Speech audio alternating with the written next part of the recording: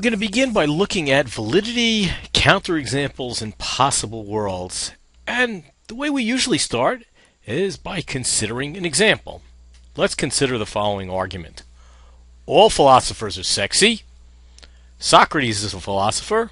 Therefore, Socrates is sexy. Now, is this argument valid? Remember, valid means that the logic in the argument is good. That is, that the premises lead to the conclusion. Or, keep in mind our definition of validity. That is, that argument is valid if it is impossible, logically impossible, for the premises to be true and the conclusion false.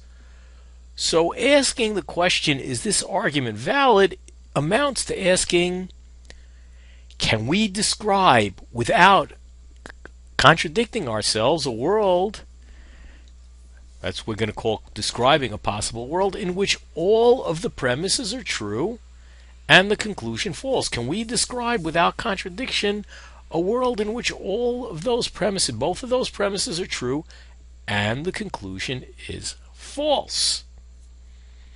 Well, what are we going to have to do then? We're going to have to describe a world where all philosophers are sexy, very attractive. Socrates is a philosopher, but Socrates is not sexy. So you see, in doing that, we're going to end up contradicting ourselves. So it looks like we can't describe such a world.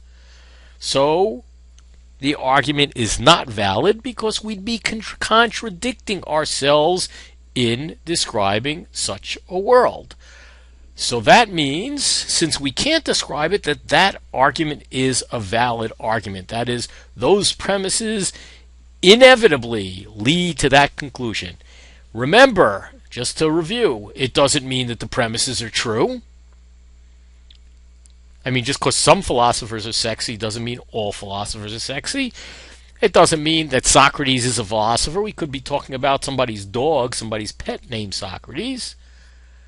But what it tells us is that if those two premises are true, they inevitably lead to that conclusion, number 3.